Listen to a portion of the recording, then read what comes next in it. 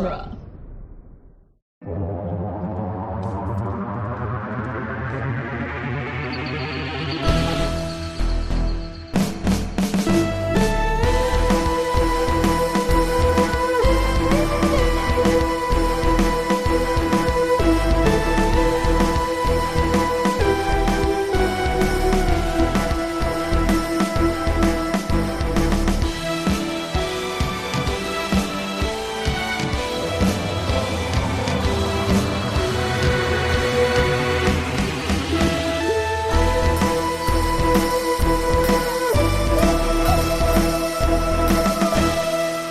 Welcome back to The Doctor's Companion. I'm Cass Fredrickson.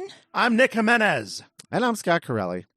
And today on the show, we'll be discussing The Legend of Ruby Sunday, the penultimate episode of Series 14. And in typical Russell T. Davies fashion, the title of this episode is completely undercut by... Yeah. the last like the actual 5 minutes, like all of his penultimate season episodes. We really are back. We really are back. That's so funny.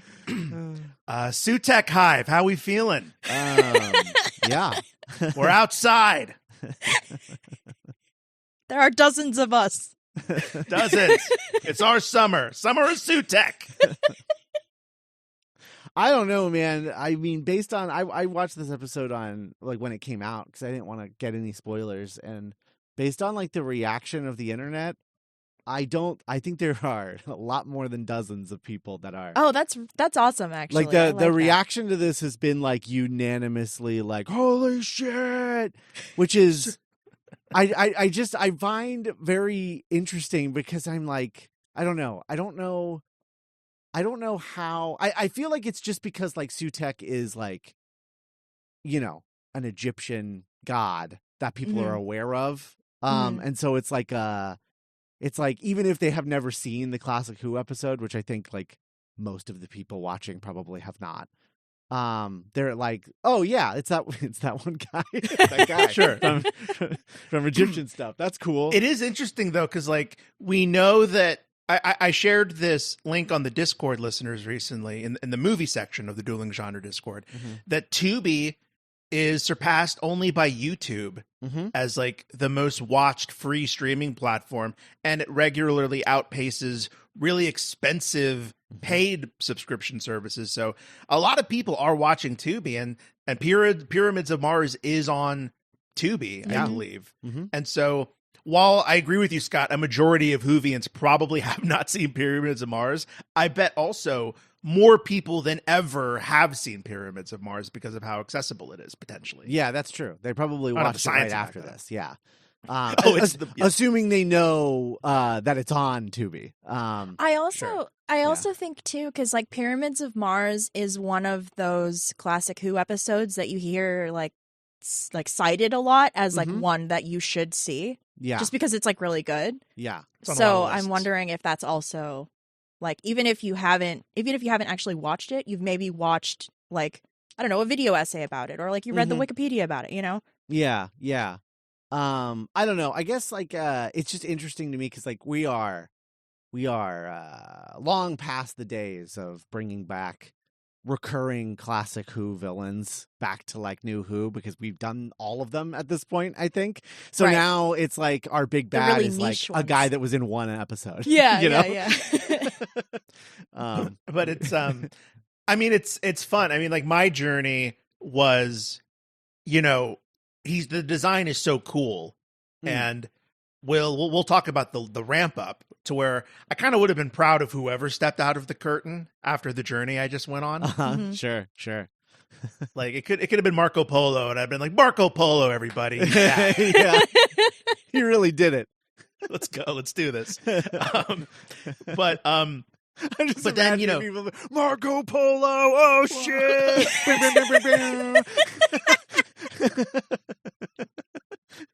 It's an abominable snowman steps out. Yeah. My father always talked about them. But then what I had to do was I Googled him. I Googled Pyramids of Mars, and then I saw that original design, his like sarcophagus, and then I was like, oh, Sutek. Like then it all came rushing back to me. But it wasn't an immediate, like, visceral, I know exactly what's happening moment. Yeah. Oh, mine was. That's great.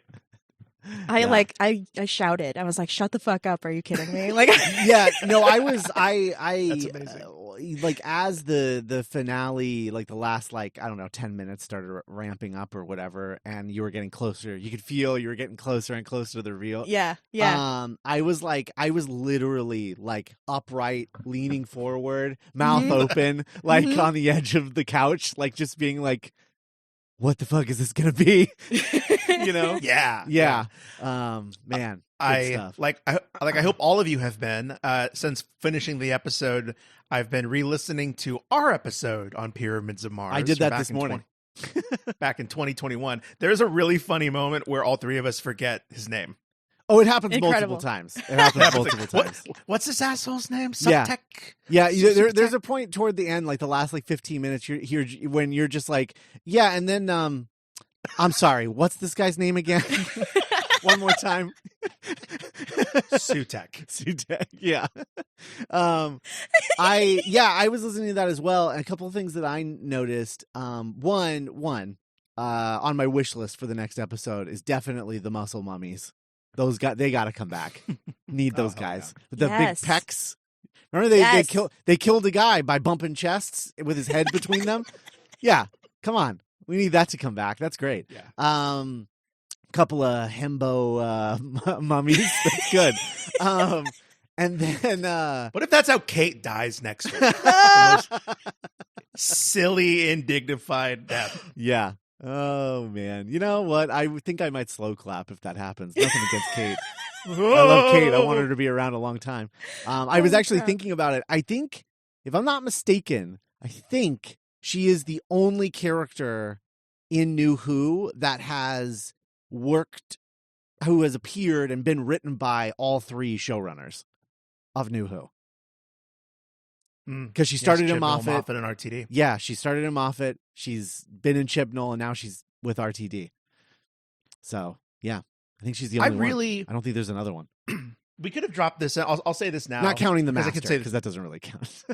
Or the Doctor, You know, it almost feels redundant to compare her to Judi Dench as M in the James Bond movies, because that's so clearly who she was originally kind of modeled after. Right. But I do think she is approaching that level of, like, steadfast, dependable, like, comfort and, like, assurance of, like, it really feels like Doctor Who when Kate Stewart is around.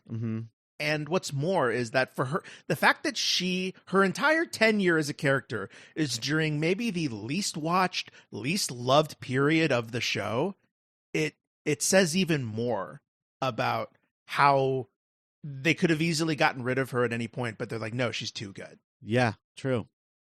Everybody loves her. I also like that she's not afraid to be silly occasionally. Like she can be part of a joke, you know, like she's not just like, no, like the Spice Girls bit. I scowl. That's what I do. Yeah.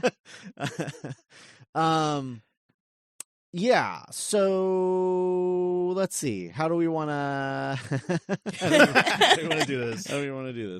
I'll be perfectly honest. Like as I think as good as the episode is, and I'm excited for next week, and I think that the next week's episode is really going to be the thing that like cements this story for me in terms of like how I feel about it. Right. While the machinations of the reveal were really, really cool and really, really well done, I find that the big reveal being Sutek pretty underwhelming. But really, yeah, extremely underwhelming, because he's one guy in one story that is, you know, good, but it's one thing, and he's already that. I think the thing that I'm underwhelmed by is just the fact that like the Doctor's like fought him before. Right. in the 70s. So like, I guess the 1911 or whenever that story actually takes place. But like, he hasn't been waiting that long. It's only been like a little over 100 years. So to be called the one who waits just feels like, I don't know. I guess like for the one who waits, like, because he had been waiting for like millennia when that story happened too. Yeah, and the way he's defeated at the end of that story is that the doctor like he sends him into a thing that like rapidly ages him like 7,000 years to death. Well, no, he traps him because like he's trying to get a hold of the TARDIS. Yeah, but the doctor like very clearly explains at the end that that's he's gonna like he rapidly ages him like 7,000 years. And then like, you know, clearly he escapes somehow. And I know that like he's popular enough that he shows up in like Big Finish stuff, and so he's like he's sometimes recurring in Big Finish and whatnot, but I don't know. He feels like a Big Finish villain. He does, right? Yeah. He very much does. Yeah. But I guess please. Oh, I guess like, you know, the toy maker also only appeared in one. And like we liked that. So. But he wasn't a big bad. He wasn't a big reveal. He was just like a guy. He was like true. in one episode, you know? Yeah.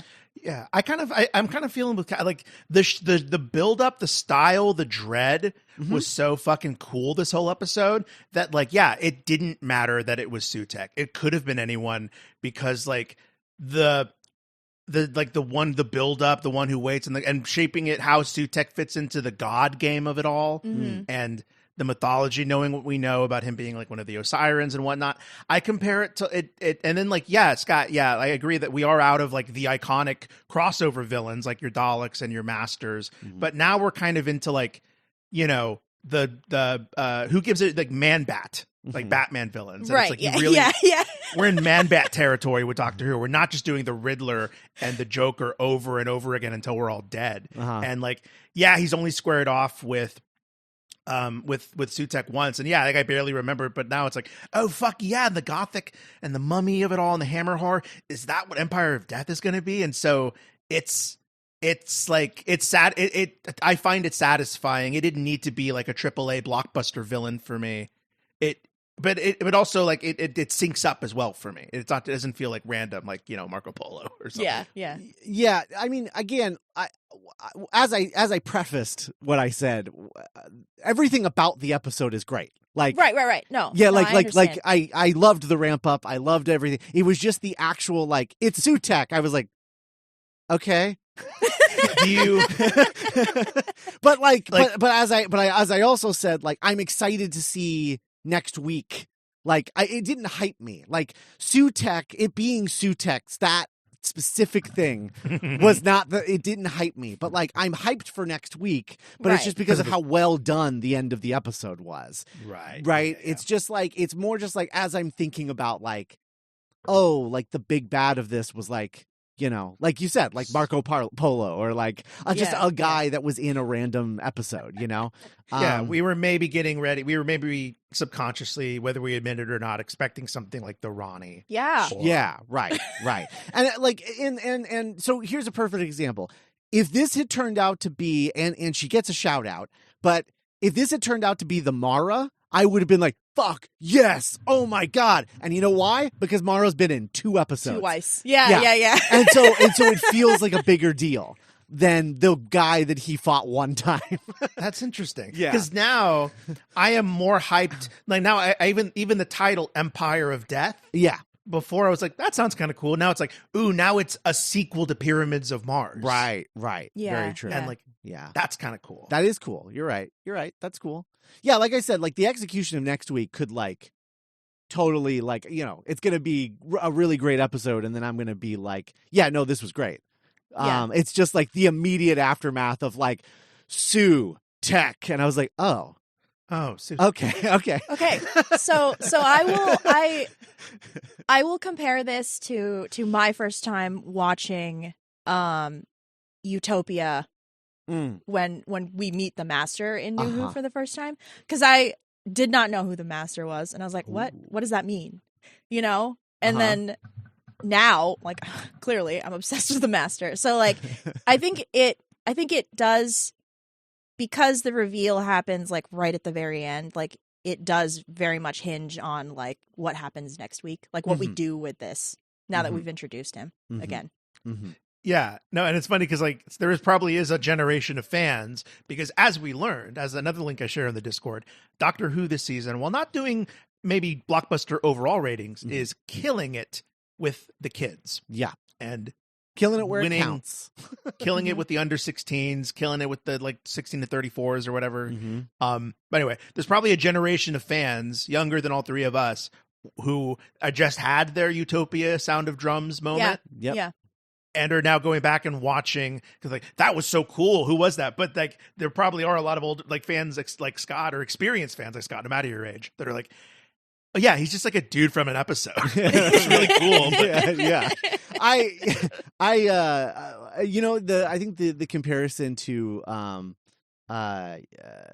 to Utopia is like a perfect 1-to-1, because like that one, this was like, while kind of like hyped all season, was a reveal that wasn't like set up with a previous episode, outside of like there was human nature in the setup of like the machination of the fob watch, right? Yeah. But not the Master. There wasn't an episode that introduced the concept of the Master earlier in the season, the way that like there was Dalek before the Bad Wolf reveal, and there was, Age of Steel, Rise of the Cybermen before Army of Ghosts. So this is like just like Utopia in that, like, if you don't know who the Master is, if you don't know who Sutek is, you're just like, I guess this is a big deal. I don't know. Right. Yeah. And now, in retrospect, I guess we could look at this as a red herring, the Susan red herring, where Susan was getting name dropped all season, that we were all like, oh my God, is this all leading up to Susan? And then there's that knife twist at the end where Sutek is like, did you think I was family, Doctor? Yeah. And you're like, oh, he was playing with us this whole time. Yeah. And not even once mentioning Sutek. Right. Because why would he? Because he only met him once in the 70s. Right. Yeah. I also think that going forward, anytime I rewatch this season, I'm going to put the Devil's Cord where it belongs in the season. Yes. Because it's so obvious that like Ruby goes up in the air and is like floating, and it's snowing and all this crazy shit happens. And, Jinx Monsoon is like, he's almost here, and you're like, whoa, okay. And then they're like, yeah, we should probably go to unit, like right now, right? Like, right. Or should we do like 5 adventures between now and then? Before all the craziness happened, and we had to talk about that, I thought of the funny little snarky joke to say at the beginning of like, interesting decision to put this season on shuffle mode. Yeah. Because like that's kind of what it feels like now in retrospect. Yeah. It's interesting because I both like how it ended up, and then I don't like I can see why they chose to release them in the order that they did, but like I also am like wishing that we had the production order, like the intended release. You know what I mean? Yep. It's really weird. I don't know. I'm like really conflicted about it. Because like this has been a satisfying season in a lot of ways, but it's like, yeah, there is kind of this really interesting dissonance that a lot of the fans are noticing. Absolutely. Yeah. This episode was directed by Jamie Donahue, who hasn't done much that I've seen. I don't know where he comes from, actually. That sounds familiar. Yeah, I think he's mostly a TV guy. It looks like because he did the Destination Scarrow short, which was like great. Oh yeah, that was the last thing that he did.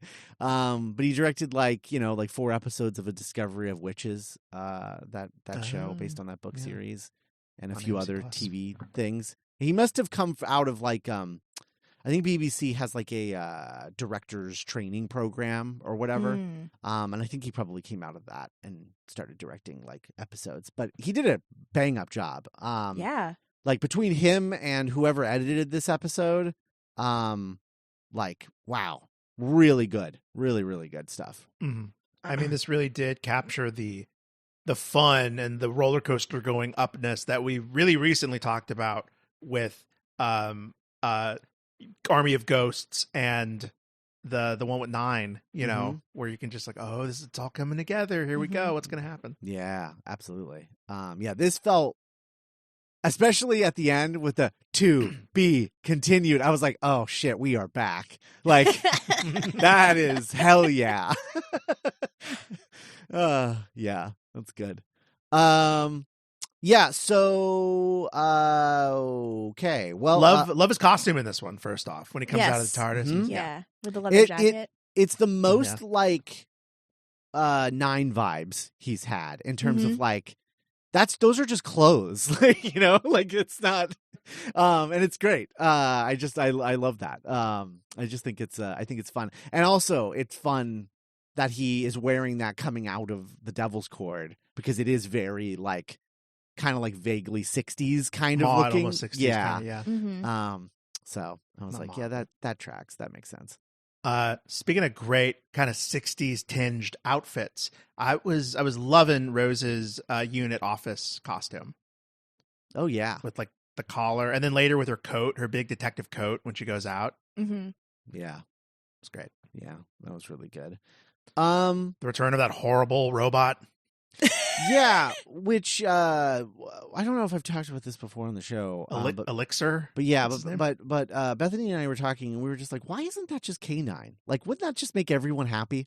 It would. If that was just K9, if he was like, I work here now. Okay. Hello. Can I make it horrible? And it's K9, but he's still connected to all that weird weird shit. That's sad. No. Hello. Yeah, that's sad. There's a part later where Kate's like, all unnecessary personnel evacuate immediately, and I just picture the robot being like, what do I do? Like, how do I get out of here? She's like, no, you are necessary. You're technically furniture. Yeah. Yes. Oh no, that's sad. I love the joy of these opening scenes of just everyone just hugging and catching up. And yeah, it's really great. I love the doctor being like, "How's your uncle?" Mm-hmm. Wink. Yeah, I'm like, nice. Not around here, I can tell you that. Okay, so can I? This is a safe space. I don't like Morris. Oh okay. No, I love Morris. Is it all of his? It was all his little quips. I don't know. I don't know why. That's funny. I don't like the vibe of a 13-year-old. I don't know.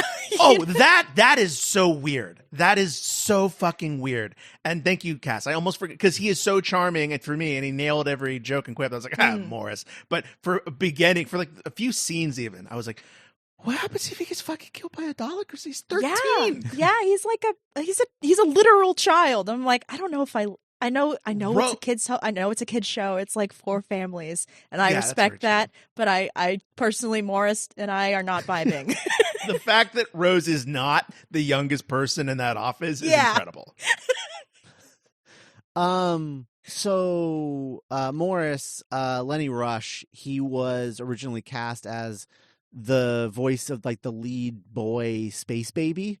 And got that part and was going to go record it, and then I think they found out that there was a scheduling conflict with, what is her name, the scientific advisor in the wheelchair. Yes, Shirley. Yes, Shirley. The one who meets 14. Yeah, so there was a scheduling conflict with her. And so they sent, I think they mentioned that like she's away on something in another country, and I think with Donna, right? And that's why. And then he got the call, and they were like, "Hey, we want you to just like come in and like fill in for Shirley." That's cool. Yeah, and he was that. like, "What?" Yeah. No, that good for him. Yeah. He was like, "I thought I was just gonna be a voice of a baby."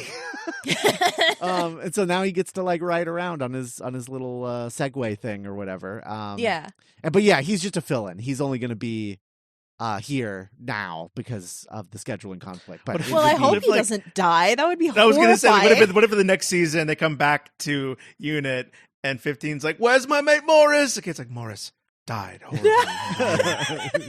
Oh. Very sad. We're all alive because of him. Yeah.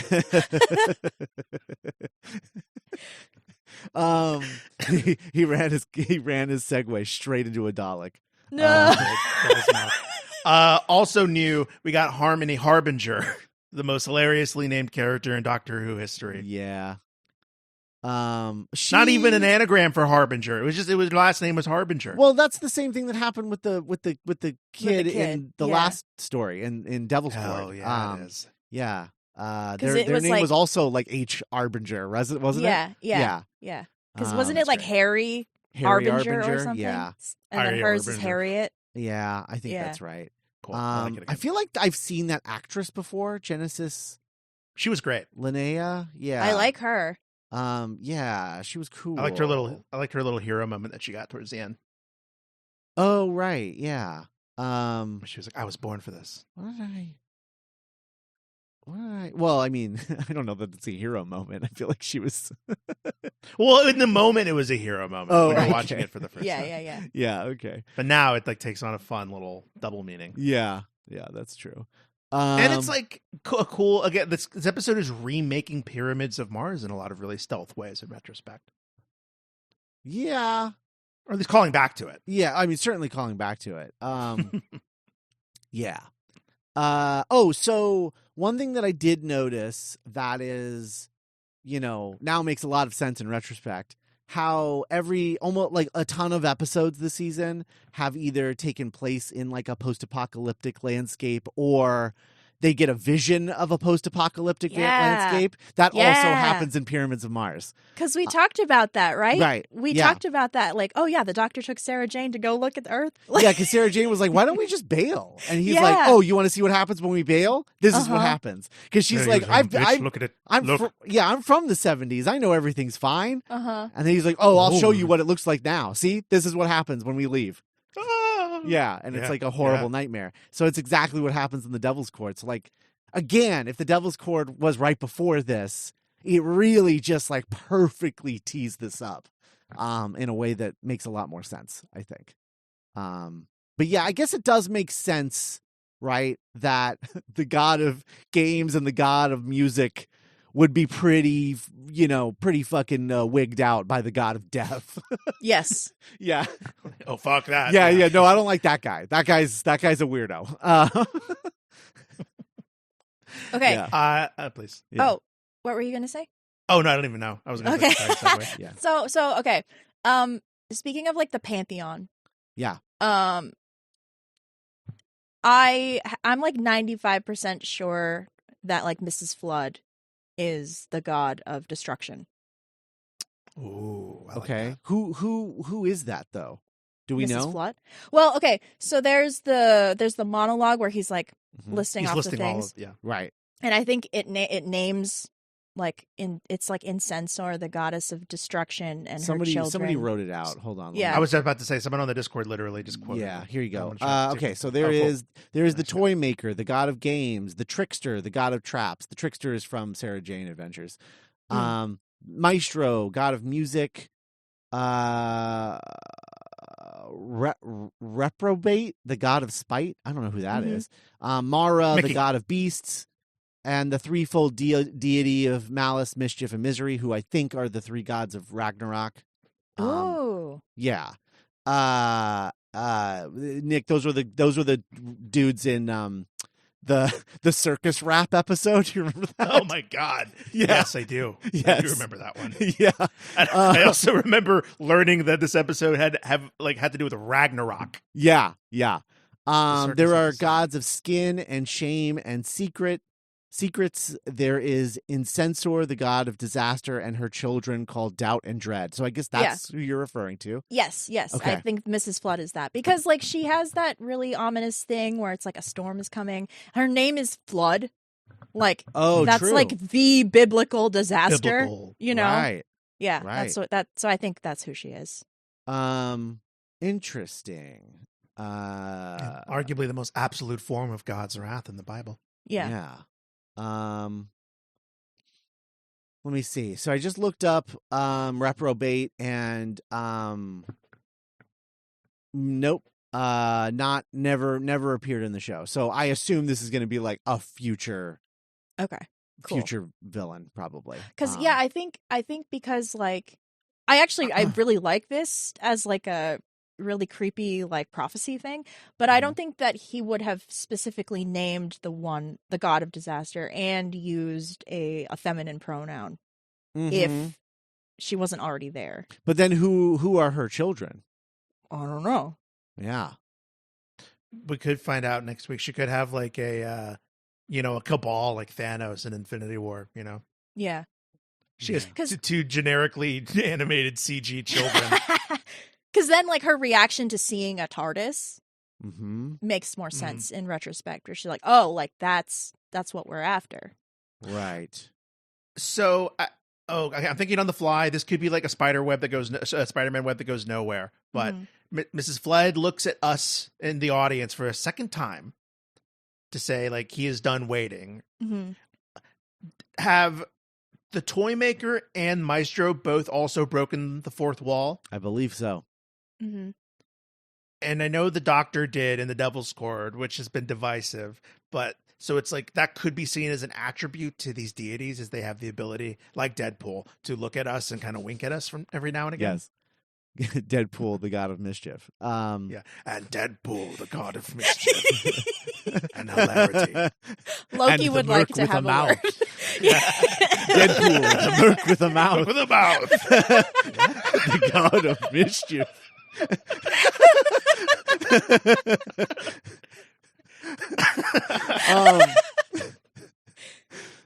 So going back to the incensor thing and Mrs. Flood, what if Mrs. Flood is Ruby's mom and Ruby is either Doubt or Dread?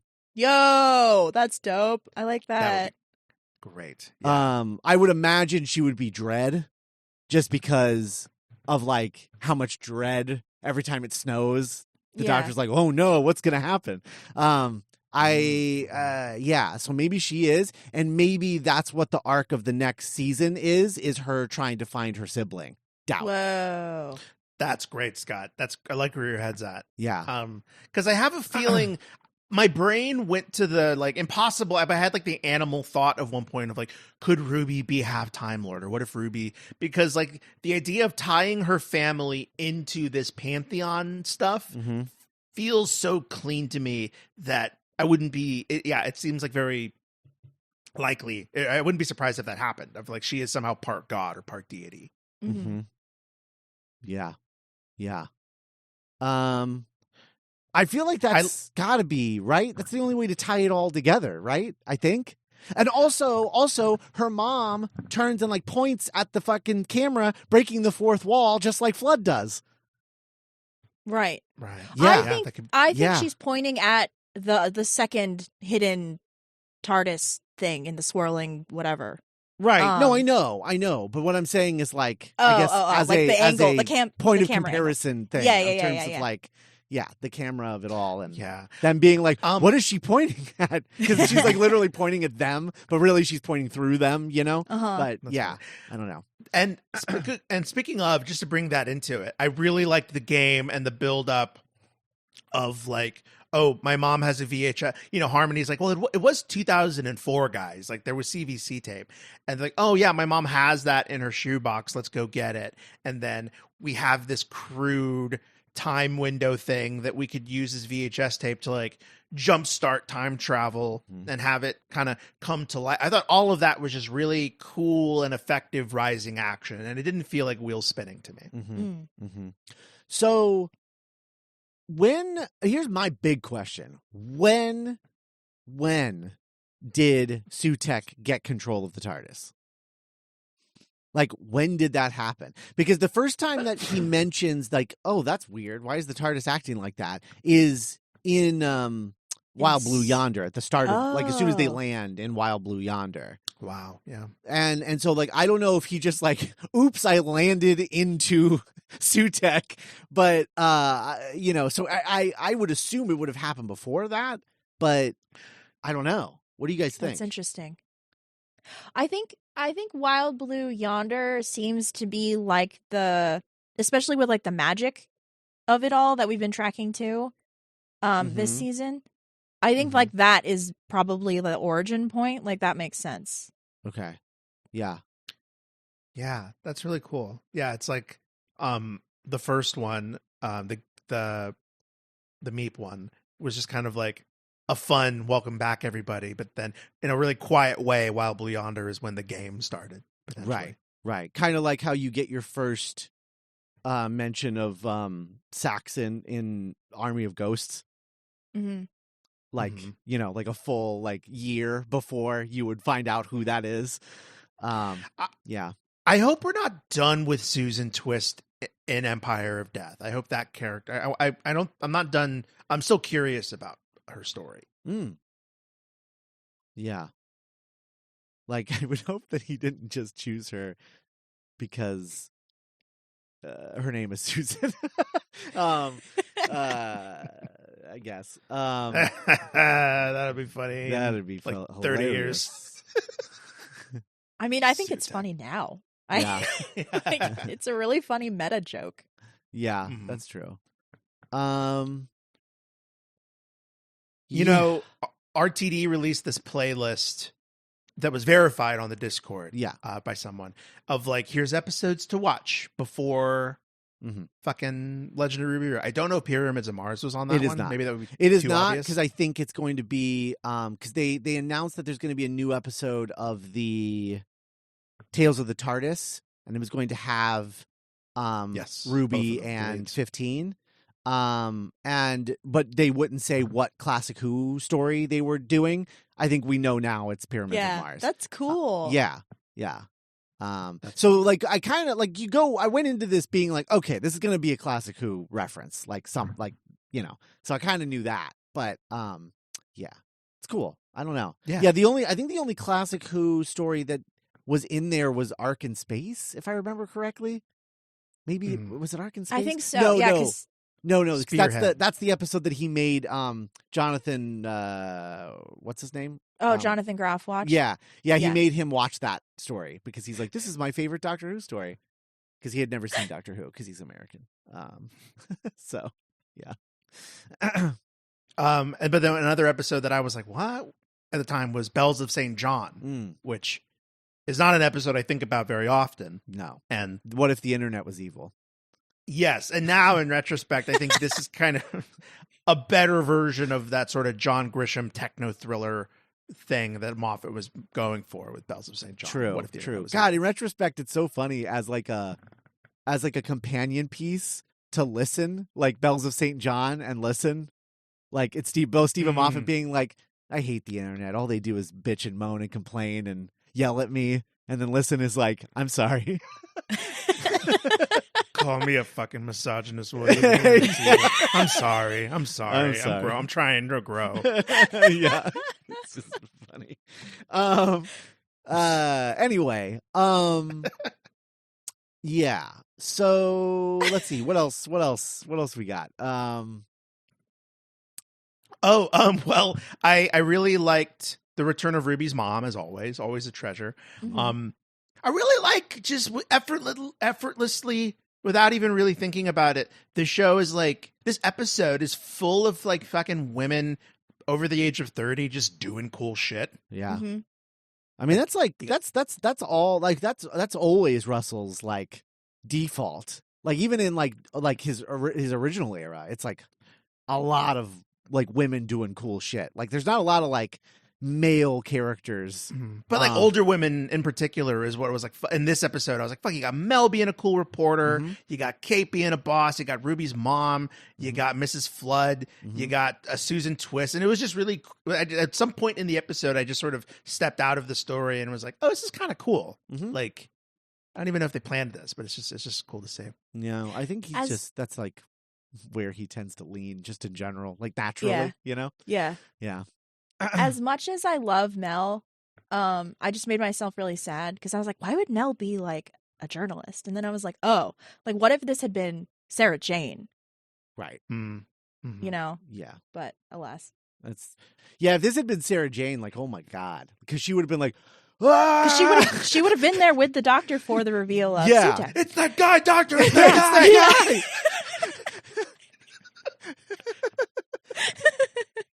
guy. Yeah. It's incredible to me, as someone not as familiar with all the companions as you two, that Sarah Jane is the only journalist to ever be a companion.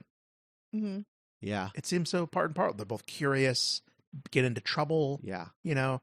Definitely there's a lot of companions that have journalist vibes. Like I just think about like Donna in Partners in Crime. Yeah. Where you're like, why aren't you a journalist? And it's just like, because I'm goal oriented. I have one thing that I want to do, which is find this guy. But yeah. I'm really starting to like Unit. Like new Unit. Here's where I'm at. I had the thought too, Scott, because I'm thinking, we don't know this yet, but all signs seem to be pointing to some kind of Unit spinoff. I don't know if the rating, that could be something that the ratings of this series might have an effect on, is like, maybe we don't need two, spinoffs. Right. Because I think the reason that this is so popular is because of how like youthful and like, socially liberal everything is here. But like, I don't know that would necessarily translate to Unit without introducing like a bunch of new characters. And then at that point, you're just making Torchwood again. And it's like, well, what's the point of that? I don't know. What do you think, Nick?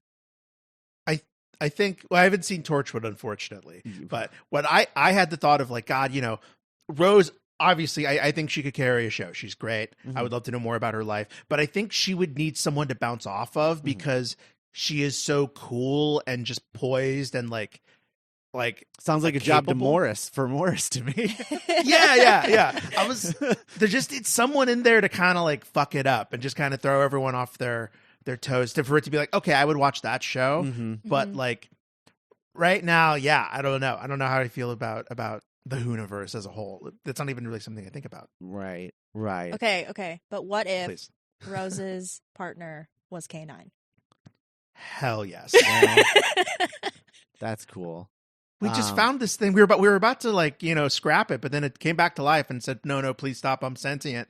So we gave him a little bow tie. Do you want him to be your partner? And she's like, oh, I guess I could. I'm like, hello, mistress. Well, don't like that. You're very tall. You're very tall. She is tall. When she was next to Ruby, I was like, wow, Ruby's really short. I don't think I really clocked that before. Even Mrs. Flood even makes a little joke about it. Yeah, I don't know. I feel like Ruby does make a lot of sense as like the protagonist of that show. I think that would be fun. Rose, you mean? Yeah, Rose. I hate it. Yeah, I don't like the R thing either. Yeah. But I don't know. I'm with you, Nick. I just don't know. I don't know if that's a show that I want necessarily. I like them as like a thing that like the Doctor can hit up every once in a while. Oh, they're great. I mean, like, to compare them to like the what did we used to call them? The Do Nothing Team or the Know Nothing Brigade? Oh, the Why Are They Here Brigade? Yeah, the Why Are They Here Brigade. Yeah. The Paternoster Gang. We were so mean to them for no reason. Yeah. Now I miss them. Now I want them back. Yeah. God. Oh, to see Ruby talk to that one Sontaran guy, Strax. Yeah. Yeah. Now there you go. That's bring Strax yeah, into the mix. you bring the Paternoster Gang, like you have them join modern Unit. Oh, and it's like them God. and Ruby and K9. Yeah. Imagine Strax talking to K9. Oh, I would love that. That's incredible. That's the magic. Now we're talking. There we go. Keeps trying to eat him or something. Yeah. Hell, like let Moffat just show run that show. Like just like Here you go, man. you can do this. You write your Paternoster Gang show. I think I will. Anyway. So I'm a fan of like the really soft touch, gentle political satire we get that feels very like we're back energy. We get like a cute little Elon Musk joke of like, every tech billionaire that has like, evil technology, we've stopped them. Well, except for that one guy. And then Wilson or whatever was like, don't worry, man. Like, we'll get him. And like, we're all thinking of the same guy. Yeah.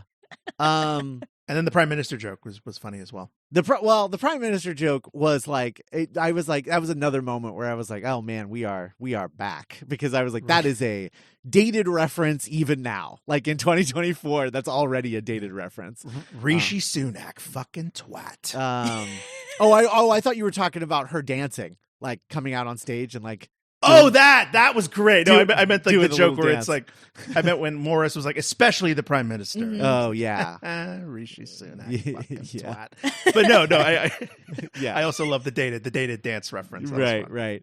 That was like, oh man, there's nothing more Russell T than a dated reference. But so that was good. And I think the we were also getting like big what is her name? Elizabeth, the Blood Lady, the Blood Tech Lady, Blood Lady. Yeah, Elizabeth something. Sorry, I know. Yeah, Theramose. Yeah. Played by Amanda Seyfried. Yeah, Elizabeth something. Sorry, Cass. Look it up. Hold on. Anyway, yeah, she was like this. She was like a tech person who did Elizabeth Holmes. A magic pill. Elizabeth Holmes. She did this thing where she was like, yeah, one drop of blood. I've invented a thing where one drop of blood will be able to tell you, whether you have cancer and your ancestry, and be able to solve all of these amazing health problems from just one drop of blood. And everyone was like, every medical scientist was like, that's impossible. That would take liters and liters of blood. That's not how that works at all. And then you found out that she was lying to everybody, and none of it was real. And yeah, and it was like a total fake. But she talked to be taken more seriously in tech. She talked like this, like she lowered her her weird charisma kind of fooled a lot of people, especially people in the media. And so she kind of became like a celebrity, and then people kind of took her shit more seriously, and then it all unraveled. Yeah, and she was like she was like trying to be like Steve Jobs, like she would wear like black turtlenecks and it was like modeled herself after that. Yeah, it was like a whole thing. It was a whole thing. Yeah, but she was a con artist. So her thing, I found it very interesting how they kept reiterating her doing a fake press conference in front of nobody. Yeah. Mm-hmm. I don't know where that fits now into the story of all of this, like that kind of light satire of tech bro, because they're not even really saying anything. It feels very Incredibles 2, where there's like a fake villain with a fake ethos that you don't really have to care about. I think the reason was because she had no product, like there was nothing to reveal. Yeah. So it's like, she didn't want to have press there to ask questions. Because it's like, well, there is nothing. What is it? There's no answer. Right. Yeah, because there is no product. I'm just like hyping nothing. I'm hyping the coming of Sutek. Yeah, so it's I think that's what it was ultimately, but it was confusing in the like as you were going through the episode, you were like, what is this? What are we? Yeah. I don't remember this ever being a thing. What is this satirizing? Yeah. Cass, how do you feel about like the Sutek of it all in this episode? Like the Susan Tech? Susan Tech. Yes. Okay. It's my bad. I didn't talk that. I was like, what? I like Susan Twist. I like that and I like that like the I don't know. I guess I like the red herring of it, where it's just like, oh, it's an anagram for TARDIS and blah, blah, blah. That's why we've been watching her and stuff. But then it's like the wrong thing. We're paying attention to the wrong thing. But I am curious, though. And I don't really know if I doubt it's really important, because like we have the reveal of the big bad and everything. But I am curious as to like what exactly I don't know. I kind of wanted a little bit of technobabble. You know what I mean? Like, I'm curious as to what she was actually marketing. Nothing. No, I know, but like what was the cover story? Because like there were like a bunch of like. I think that's the satire. There was no cover story. Oh, she was just okay. hyping nothing, like literal air. And Okay. everyone was like, "Wow, this is going to be amazing. This sounds like it's going to change the world." Yeah, and it's like she's 'Cause it's just, literally like, saying nothing. It's just got like a fancy name or whatever on it. It's Barack Obama's gonna give a speech that's gonna save the economy. Yeah. Okay. Exactly. Yeah. Exactly. It's exactly that. Yeah. That's fair. Well, yeah, it'll be interesting. Yeah, I'm excited to see Empire of Death that is covered at all, or if we are like, okay, yeah, that really was just like, ghosts are back, like Right, a MacGuffin right. that Yeah. you're supposed to think about. Based on the preview for the next episode, it almost There's seems a preview. There was a preview. It's online. It wasn't Okay. after the episode. Okay. They just posted it online. I we're don't know back why in they a bad did that. way. I don't even know why you bother if you're not going to put it after the episode. But whatever. Right. So But yeah, there's I've only seen the preview on like social media. Okay. But it looks like it looks like a period of time has passed before we get to the next episode. Interesting. Yeah, it doesn't look like it falls like right after, like immediately following the cliffhanger. Does the Doctor have a great big bushy beard? No, but I don't want to. I don't want to say because Yeah, it's in the. thank you. I don't want to spoil. Yeah, I don't want to spoil anything. But yeah, it does appear that there's some form of time jump, a little bit of a something. I don't know. Ruby's wearing her tasteful 30s glasses again. She's just holding a glass of wine. Yeah. Oh, a shout out to damn it, I can't remember his name now, but the guy who is also from Manchester, the unit soldier, who the Doctor gets killed. Mhm. And like we've seen this done dozens of times where like, oh no, the likable character got killed off. But I think they really nailed it this time because like they cast a really great actor. He was like unique enough to where I was like, I genuinely do kind of like this dude. Mm-hmm. And the Doctor like gets him killed, and without even having to give a big line, the withering stare Kate gives the Doctor of like, I fucking thought I could trust you, but I don't think you can handle this. Like, you got this guy. I'm fucking really mad at you. I think, oh, that was great. I loved it. Yeah. Oh yeah, we didn't really talk about that, like that room. That is The like memory room. that is The like time window? Yeah, it's like 25 minutes of the episode is spent in Yeah. that room, and we didn't talk about it at all. They do an Assassin's Creed. Yeah, that's true. Yeah, I thought the time window, it's so funny because he does make fun of it as soon as he walks in, which is really, really funny. That was great. Yeah. But also I think it's funny that like they made a big deal about like this being a time window, and then it's literally just playing CCTV footage off of VHS. And I'm like, well, wait a minute. But if you were wearing like the Oculus as well, and you could like, whoa, Yeah, maybe. I don't know. 2004. I just thought that was really funny. I was like, okay, is this a time window or is this just like a cool like holodeck thing? I don't know. Yeah, I don't even think it's a cool holodeck thing. that's true. It's a lame holodeck thing. Can't even interact with anything. Yeah, but they acknowledge that it's lame and limited, and it's like the best humanity can do in 2024. Yeah. Cass, did you like all of that whole set piece? That was very did. technobabble. Yeah, I liked how how tense, like how invested I was when Ruby was like why can't I see my mom, like the face of my mom, like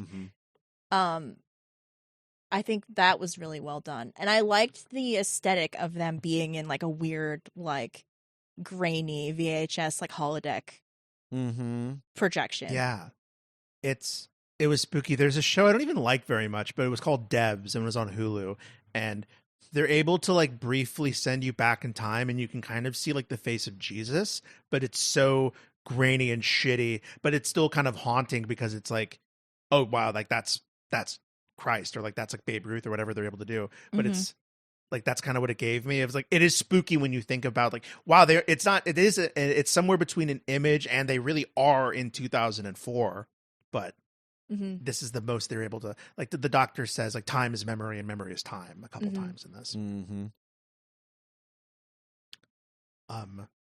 And Scott, I thought about something you said last week where this is how 15 is so emotional compared to other Doctors, where he takes the death of that unit soldier like very personally, and even has like, I love that little fucking twirl that Nchudigatwa does before he slides down in the elevator. It was so extra. Yeah. It still felt it's good. No, I like how in tune with his emotions he is, and I feel like people are trying to like explain it, and I'm like, it's just his vibe, man. Like that's every doctor has a different vibe, and this is just his. Like that's okay. That's all. And you don't need another explanation than that, you know? Right. Yeah.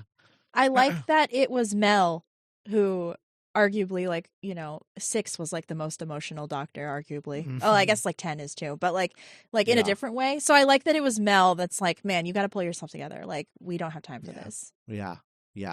That is good.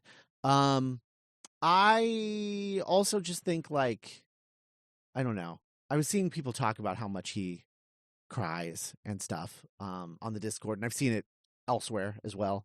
People talking about it. Like I saw like a somebody, like, it was like an Instagram, like, you know, slidey, like, bunch of images, and they're like, every time 15 has cried, and it's like every episode, you know. And I'm like, okay, yeah, I get what you're. I get that it's weird because it stands out or whatever, and like people are calling out like the fact that he's crying when the racists are like going off on the boat, and they're like, "Fuck those guys, they're racist." Like, who cares? I was like, the doctor would. The doctor cares about everybody. That's the whole doctor, fucking point of the show. Yeah, no, the doctor who literally wants to save a snot monster in the first episode that nobody liked. Like, I know. Yeah, of course. I don't know. Yeah, I like that he emotes. Yes, I like that. I like that he's not stoic. Like, yeah. I have two reactions. The fan reaction in me is like, I can really very easily just immediately conjure images of 10 and 11 crying. Mm-hmm. Yes. You know, like Rings of Akaten, like just like random episodes, they'll just cry. Right. But two, you know, going back to the, you know, this show, fortunately being very popular with kids, you know, even like, you know, younger than teenager kids, I always think there should be an aspect of, I always like the idea of children looking up to the doctor, even going back to William Hartnell. Mm-hmm. And I like the idea that Nchudigatwa's doctor, that's a character that children, particularly maybe boys, or just, you know, could look up to and be like, okay, yeah, showing emotions is good. Like crying is good. Yes. Like having empathy is good. Mm-hmm. I agree. Yeah. I love that. So see, that's what the world needs. But instead we get a bunch of snarky assholes who are like, this is pretty weird. Yeah. Like, okay. Okay. Been there. All right. I don't know. Anyway, I like it. And I like that we have a doctor who cares that much. I'm wondering too if there's like a racial element to it, because like we're seeing like a young black man who is able to like emote in multiple different ways, you know? Sure. There's that other layer to it. Yeah. So True. let him cry.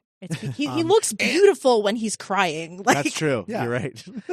And he kind of leads with empathy first when he confronts Susan Twist. Yes. Where he's like, I know something's bothering you. Like something's bothering me. Like, I'm worried about you. And she's just very able, on a human level, being like, I can trust this guy. I can share with this guy. Maybe this guy can help me. Mm-hmm. And that was a cool moment from both of those actors. Yeah, absolutely. Yeah, no, I mean, this was, I think this was just like a really, really good one. To me, it has the most in common, like vibes wise to, Army of Ghosts, just in that, like, it's Earth based. It's, takes place in a skyscraper for most of it, you know. There's a red herring. Yeah, absolutely. It just that's what it mostly feels like to me. But it's just like really well done. I don't know. Russell's like such a good writer now. It's kind of crazy. He is. Yeah. Oh, I love Sutek's new design. I really love the Anubis head, like the snout and the teeth, and I think him gnarled around the TARDIS like a Todd McFarlane Spawn or Spider-Man. Mm-hmm. I think that is going to be like a new iconic image of like this era of the show. Yeah, you're probably right. Also, I guess worth noting, because it's so funny, we call him out in in the episode where we are talking about Pyramids of Mars. But we talk about Gabriel Wolf, the voice of Sutek, and he's back. They brought him back, so that's it's so same, cool. It's the same voice. Loved it. Loved hearing it. Which it sounded so great. Great. Yeah, he's killer. I will say, listening to this, I had to like re-watch the end of this because the sound mix in the last like 10 minutes was like mixed weird, and it was very difficult to hear and understand what Sutek was saying over the music coming out of my soundbar. I don't know if that was the same for everyone who was just like watching it with TV speakers, like stereo TV speakers, but coming out of my soundbar, I was like, all I hear is the music. This is tough. So I had to rewatch it, but I definitely watched that end bit with subtitles because I just wanted to really see all the gods. Yeah. She was name checking. I always have the subtitles on. So okay. But we don't like, I don't know. I was able to, because I think before he actually appears, it's supposed to be a little like you'd hear the voice a little bit, but then it's like mixed in with like everything else. Okay. Yeah, and with this show, like we have different dialects oftentimes. And so like just to our untrained American ears, certain actors by no fault of their own are just going to be like, okay, I can't really understand what this dude's saying. Anyway. So gentlemen, we're only able to do this once. We're in the end game now. Mm-hmm. Next week, we are talking about Empire of Death and by extension, season 1 as a whole, depending on who you ask, season 1. Or 14. Or 14, depending on who you ask.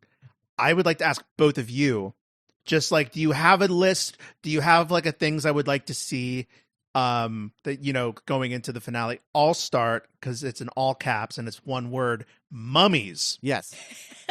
The muscle mummies. Got to get them. I want to see some mummies next week. I want to see some pecs. I want to see some heads get smashed. With the pecs. Yes. I would love if Empire of Death had the same kind of Hammer horror vibes that Pyramids of Mars had. Mm-hmm. Who's directing that one? The same guy. Do we know? Oh, okay. Yeah, same guy. Cool. It's like part of his his block. Yeah, his block. Right. His block. Cast, of 2 Ebony? episodes. His block of 2. I don't know. I think I'm still just surprised that like this is the guy that we're getting. But like in a really good, like fun way. Yeah. So I'm not really sure if I have a wish list. But I will like finishing the episode, I was like so giddy. So I hope that like that the promise of that like continues. Yeah. In the finale. Mm-hmm. Yeah, I'm seeing a lot of people upset about the length of next week's episode because it's like 48 minutes or something like that. Like a normal episode of television. Yeah, it's like a normal episode of television, right? And everyone's like, the next episode's gonna suck if it's not an hour and 15 minutes. And you're like, okay, guys, fucking relax. I think I'm gonna rewatch Devil's Cord. Ooh. Before the next week. Nice.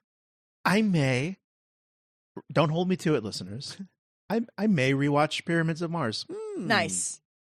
I feel like you probably only need to rewatch the 4th episode because I don't think Sutek is in it until then.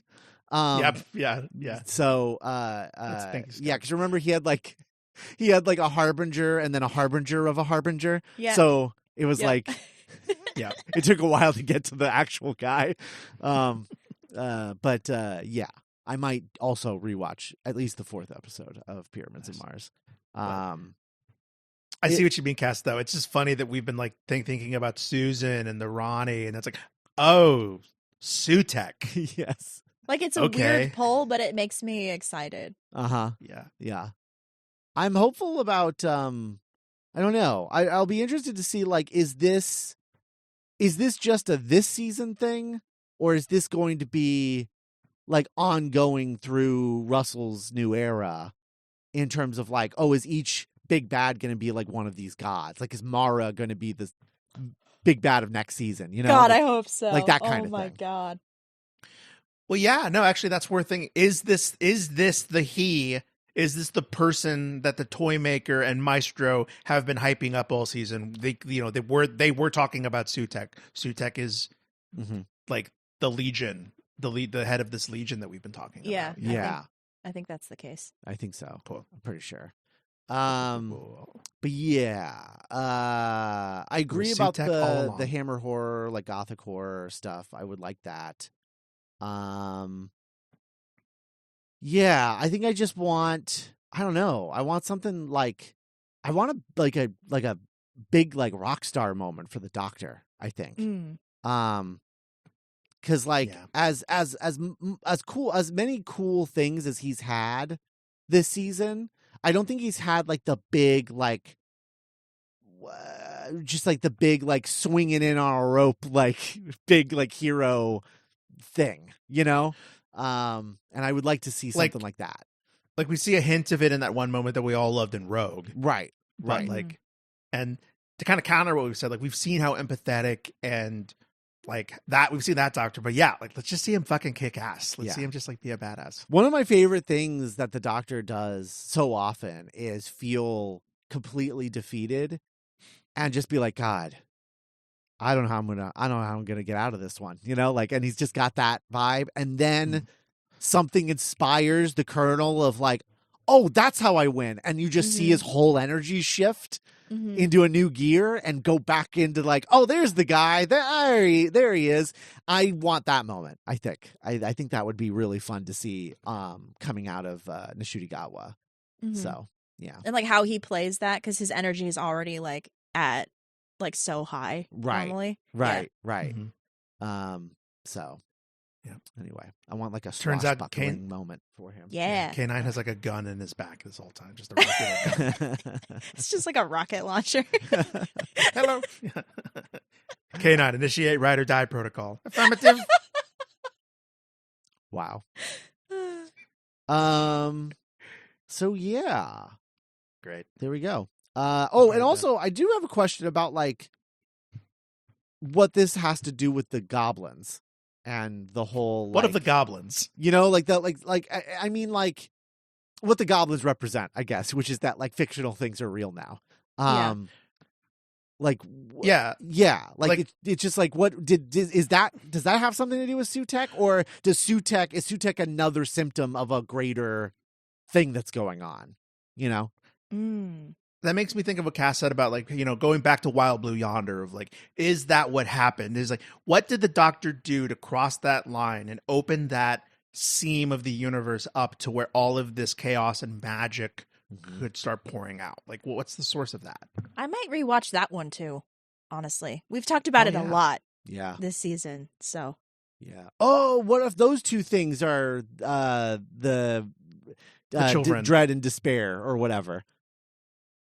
Oh, doubt and dread? Doubt and despair. Yeah, doubt and dread. Yeah. What if those are... That's how we get a Tennant. Those guys are. That's how we get a quick Tennant Tate cameo. Yeah. It's them at first, then they change. Yeah. What if our new companion is the other half? Yeah, I was thinking that too, but that's great. I didn't already want to put something on.